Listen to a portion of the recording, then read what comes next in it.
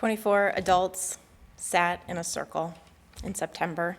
It was the first morning of our 3-day training on the peacemaking circle process. I wasn't sure why this exactly was going to be a 3-day training. As far as I knew, the basic premise of peacemaking circles is that you have a talking piece, and only the person who has the talking piece can talk, and that the piece gets passed around the circle, and you listen and you wait. How hard can that be? Why do we need to train in this for 3 days? So we began and we played a name game where we were tossing stuffed animals around and learning each other's names, and it got a little raucous in the room, and then we were invited to take a seat, and our facilitator, Kay, shared with us, now we're going to do another activity that will be done in silence. And she pulled up this cream-colored canvas bag and said, your task is, when it's your turn, to manipulate the wood here that's in this bag on this table, and when you're done, to have a seat. And we will know we're done when we've come to consensus. And then she proceeded to be quiet, and she walked to the table and put a couple pieces of wood on the table, and she went and sat back down. And the next person got up and looked in the bag for a while and took out a piece of wood and put it on the table and then went and sat back down. And it was at about this time that I thought, how are we going to know when we're done? Can I ask a clarifying question? But it was clear we were in silence and that there was no opportunity to say, what is the designated signal that we've come to consensus and we're done? And so I sat there just letting go, slowly but surely, as the wood was being stacked and manipulated and moved, each person taking their time to look through the bag, seeing which piece of wood or two they wanted to take out and move on the table. And I just sat there thinking, 3 days of this? What is going on? So agitation started to loom large. My goals for what I thought I was going to achieve in this training started to shift, to let go. And I thought this is going to be a really long 3 days. I was being forced to cultivate patience. And if not cultivate patience, at the very least, learn to sit through my impatience and do nothing or say nothing. I did start looking around the room. I did start to notice the snacks on the other side of the room, contemplated getting up to go and get them. How could I check out of this and take back some agency and do anything than just sit here? I would watch different people dig around and play with the wood, and I just thought I was trying to get in their minds, like, how will you know when you're satisfied? Like, what is it you're trying to achieve? I'm just watching you. It's driftwood! It is driftwood, but people were really into arranging the driftwood in each their own way. So finally, it came to someone who just took the bag and dumped it on the table, getting all of the pieces out of the bag, which satisfied my curiosity, wondering what the heck is in that bag that everyone is spending so much time with. How exciting can it be? So it's all dumped on the table, and it's finally my turn. And I get up and I pick up the bag and I put it on the table and I arrange pieces inside the bag. And I look in the bag and I look at the woman next and I smile and I sit down and she just immediately moves the bag. I wrote "hi" inside of the bag. I thought, at least I'm being creative here. I'm going outside of the box and I'm doing something interesting, but it was erased without even a moment's notice, gone. So then goes the next person and the next person, and it finally comes to Kay, our facilitator, and I think, we're done. But then she got up and went again. And then she passed to the person next to her, and I thought, oh, okay, well, he came in late, so he hadn't had a turn yet. So then he went, but then the person next to him went, and then and I just thought, no, stop! And I'm looking at Kay, and I'm looking at the guy, and I'm looking at Kay, and I'm thinking, why are you still playing with the wood? It went around again.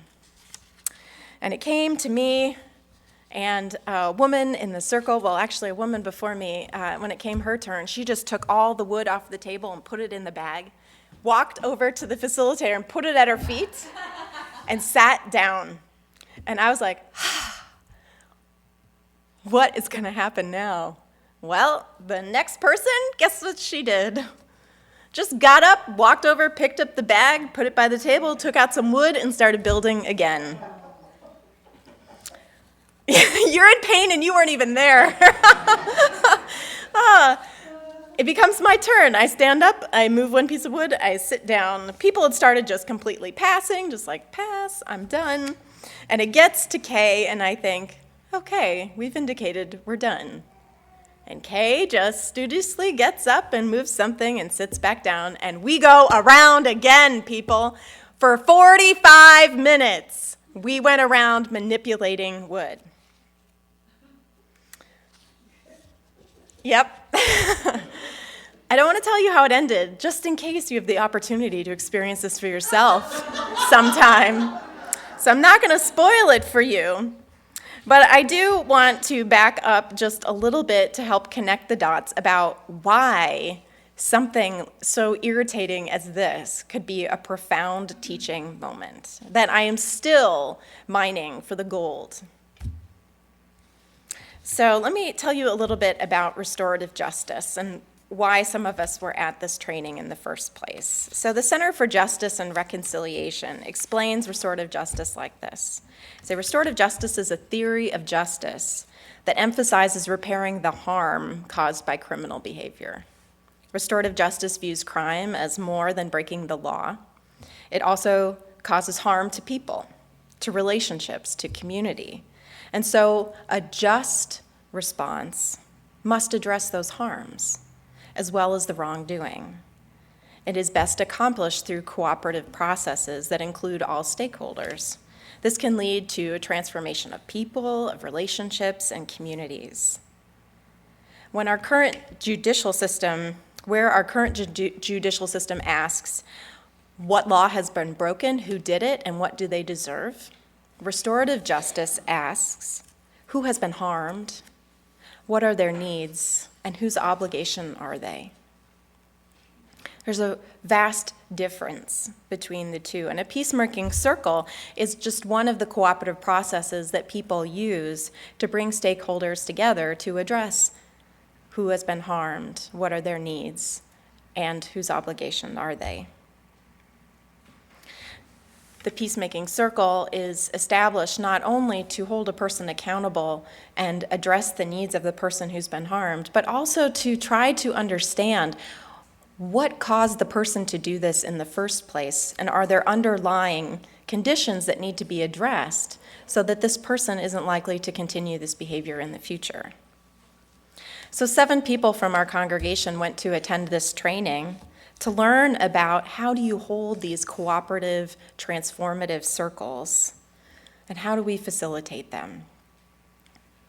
So in the training, the driftwood is going around, and when we finally came to consensus that we were in fact done, we processed the experience, going around in the circle, and that also took a while.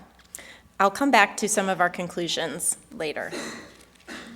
But after lunch, we had finally gone through this process and started to slow down from the busy nature of life to actually listen to each other and respect what each person was contributing, that at least what they were contributing mattered to them. So after lunch, we checked in. Finally, we'd been together for 5 hours or something at the point where we decided to say who we were and why we were at this training. People shared their stories one at a time, answering this single question for the next 2.5 hours. Just one round around the circle. So needless to say, we'd been doing the circle process in slow and at what first seemed tedious before it broke and I felt relaxed and restored in the flow. But we had been doing this kind of circle processing and sharing for a day and a half before we got to any analysis about circle process in the first place.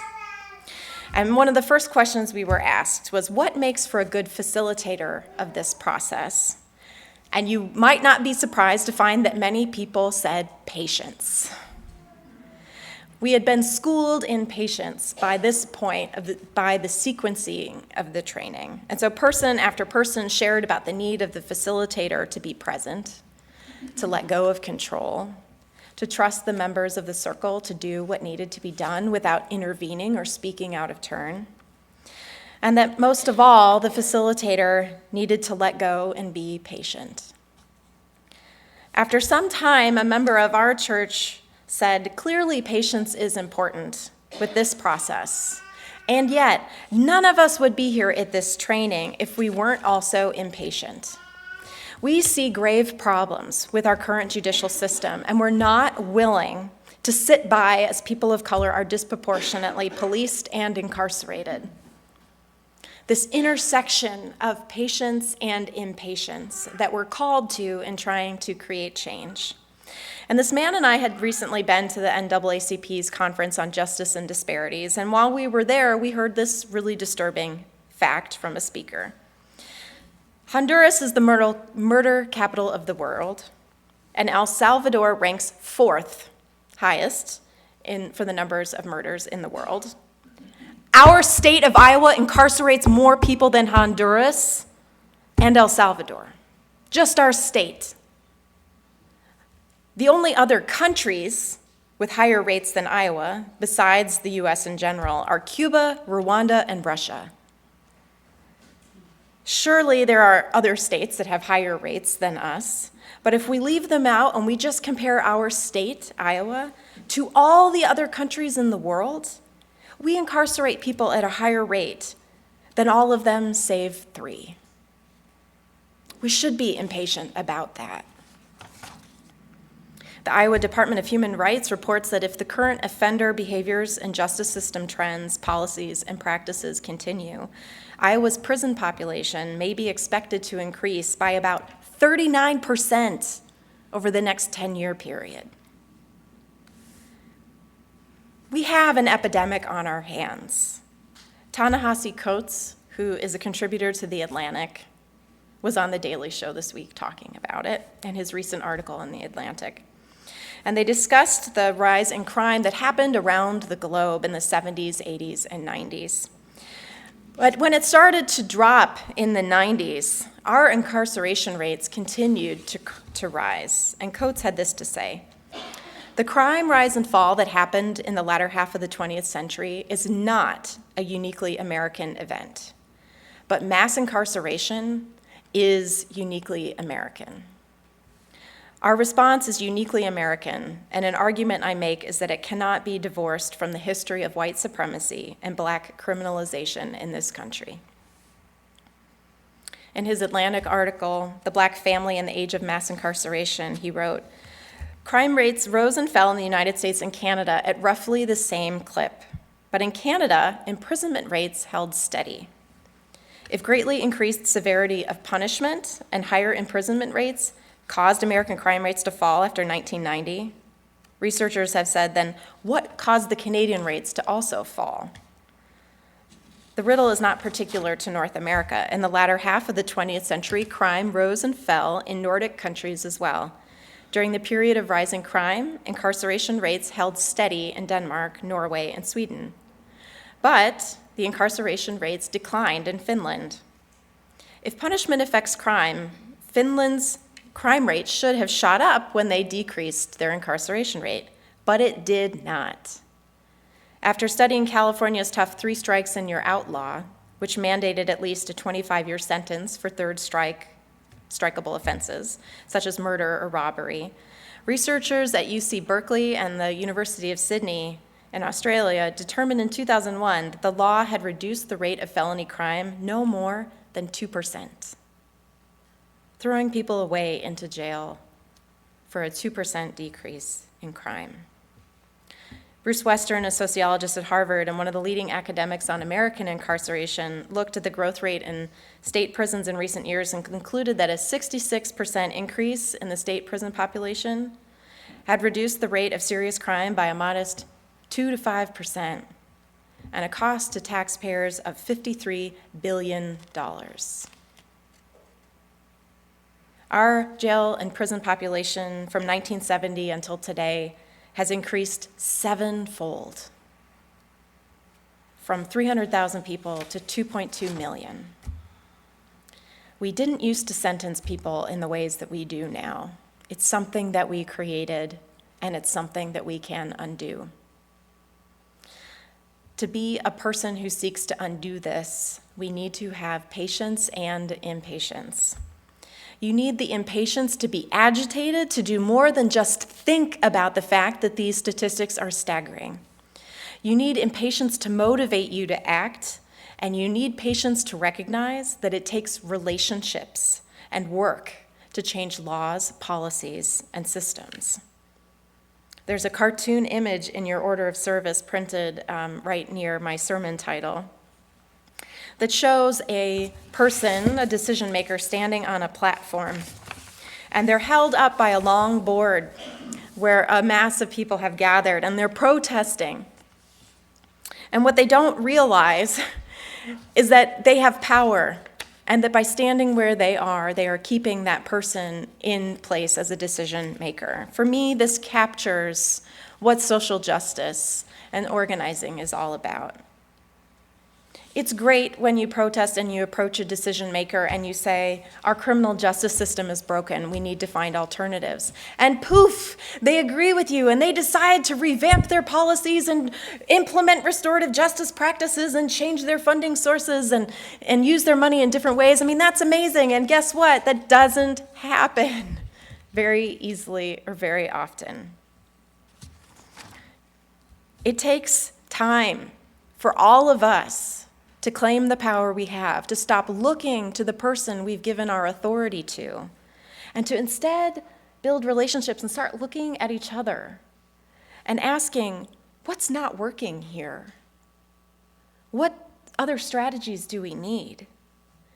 To be able to articulate them, to reach out and say, we think we found something here. Let's reach out to more people and have them get involved so that we can move ourselves from standing with our signs focused on this person to claiming the power that we have to create the changes we seek.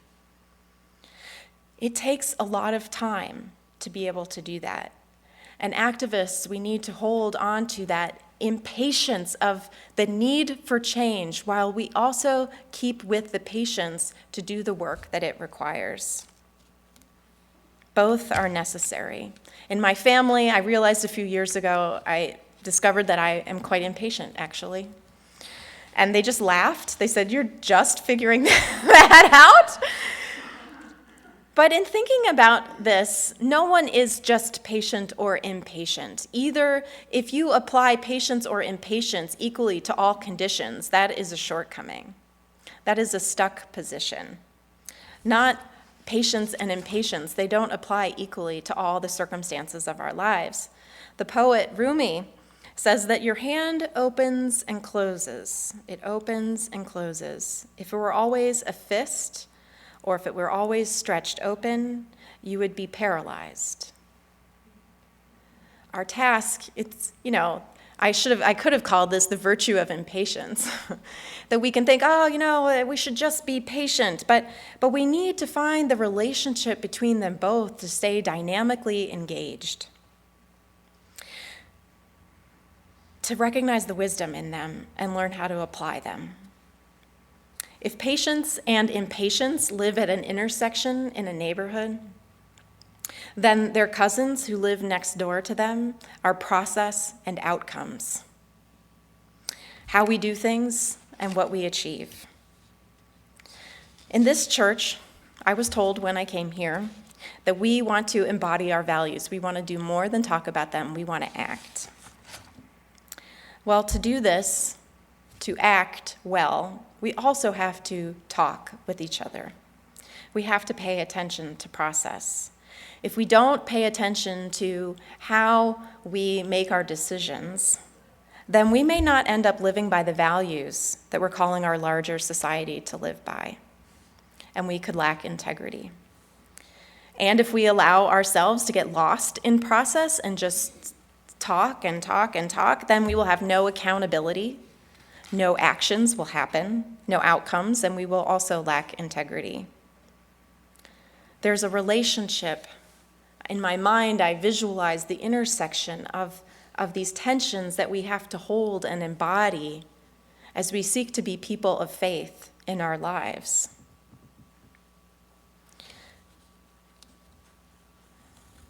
Justice, in its most holistic sense, embodies respect, dignity, and integrity in both its processes and its outcomes. This is a somewhat easy thing for me to say as a white, middle-class, cisgendered woman. I'm relatively safe. I'm advantaged by my physical attributes. I'm not singled out, not viewed as a threat, as deviant or other. If I or my family members weren't safe and we could be gunned down just walking in the street, praying in a church, shopping in a store, as people of color have been, I might not so easily say that we need to embody justice while we're pursuing it, that we are the ones who need to embody justice. But when the majority become too patient with the status quo and the pace of change, then those who are hurt most by it become reasonably impatient. People under duress and fear for their lives don't have patience, nor should they, and outbursts are to be expected. Impatience can be a call if we listen to its wisdom. When we hear it from different members of our community, it can be a call to agitate us to get off of our beliefs and to do something. The only role of patience in this call for change is to stick with it. I recall last year we held some dialogue sessions after services where we were talking about police brutality and race this last year, and we were holding space for people to dialogue about your own reactions and what you want to do with what you're learning about in society. And the impatience in the room is wonderful, but also the desire to have a quick fix, as if we can change the white supremacist structures of a society like a grocery list, or you can just tick things off. It gets murky being on that board, trying to look at each other and build the relationships and find the strategies to figure out how do we shift the way we respond to criminality? How do we change the trajectory of our incarceration rates? There is not a simple clicking off. And while the impatience that agitates us to do something now and do something quickly is good, we will burn ourselves out if we can't also find a way to embody the patience that is needed to create change. Impatience and patience, they work together. And for those of us who seek change, we don't get to leave either one behind. If we go too far in either direction, I see them actually as guardrails, that if you decide to get on the road to change, you're going to bump into either side of these guardrails, where you become so patient that people are having an outrage to let you know that that is not acceptable. Or you become so impatient that you try to ramrod your way off of the road to change and you just go off the cliff into paralysis. That there are guardrails that we will be bouncing along as we move back and forth if we really want to create change.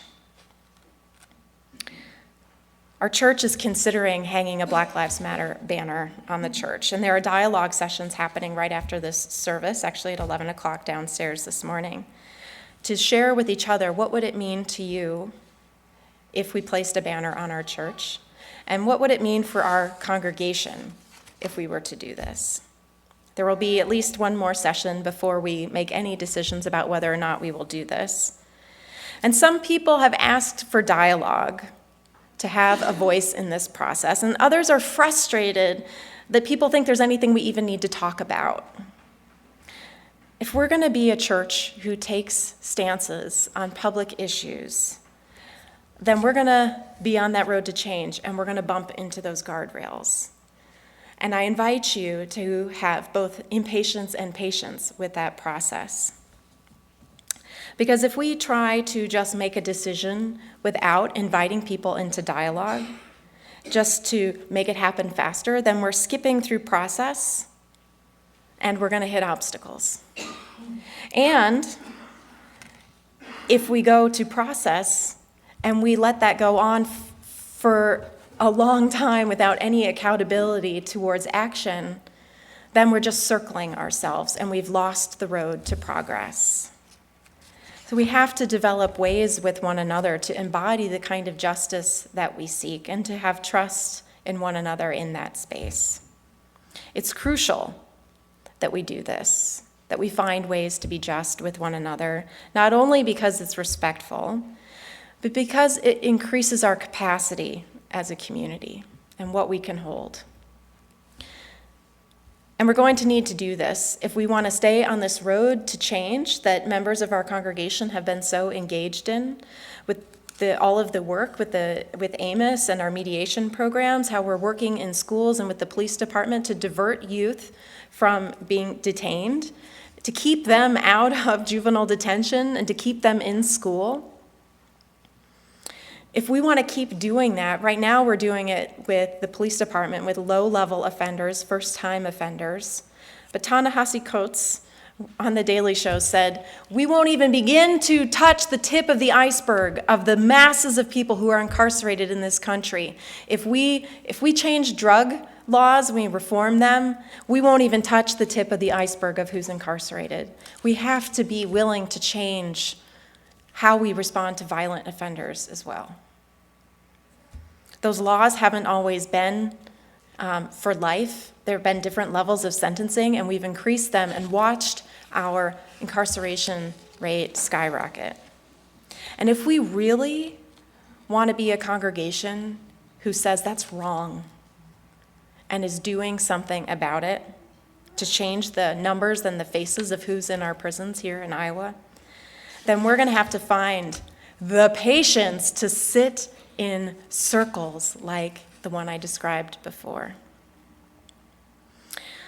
One of the lessons that I learned in that circle is I imagined when you are in a circle of people who are discussing someone who's been harmed and someone who harmed them and the ways that impacted other community members. And it's not just a graffiti case, but it's something violent. It's something scary and horrific. Imagine the kind of patience that it takes to sit in that seat. As one person gets up and shares into the circle their own sense of the harm and how it needs to be addressed, and then the next person goes and rearranges it, and then the next person takes all of the things that aren't being said and dumps them onto the table, and then the next person clears them away and shoves them into the bag and says, "This is done, I am tired."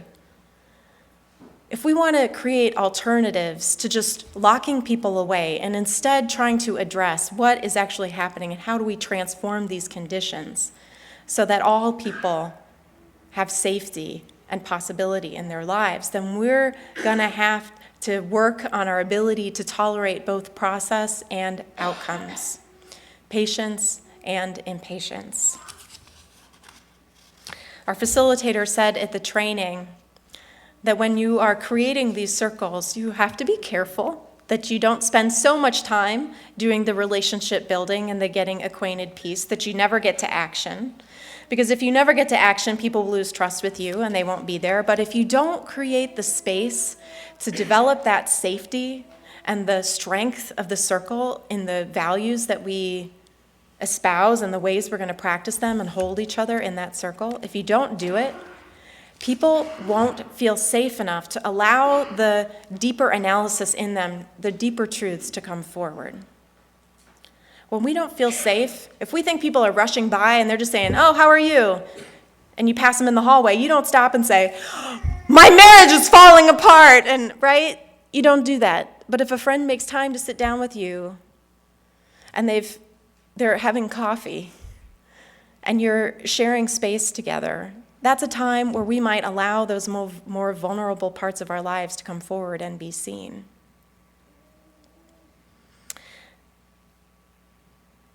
I want to invite us to hold space with one another, for our relationships to build, for our trust to deepen, so that our safety and our trust in one another can increase. So that when we are addressing social problems, they're not just out there, but they are the ones that connect with our lives. that we might be able to have the space and the safety for those deeper analyses to come forward. Because if we don't, Kay Pranis said, shallow analysis leads to shallow planning. And shallow planning does not resolve the social problems that ail us. What would it be like to let go of our fear? I know we've all been there. You've been in a group, right? Where you're trying to process something and someone just keeps it going and going and going and going, and they say they don't feel heard, and then that's like the key language. Oh, you don't feel heard. That means we have to keep listening to you, because that's what good, respectful people do. Being heard doesn't mean you feel good. Being heard means people can share back with you what they've heard you say with a level of understanding, that they've made space. It doesn't mean they're going to agree with you.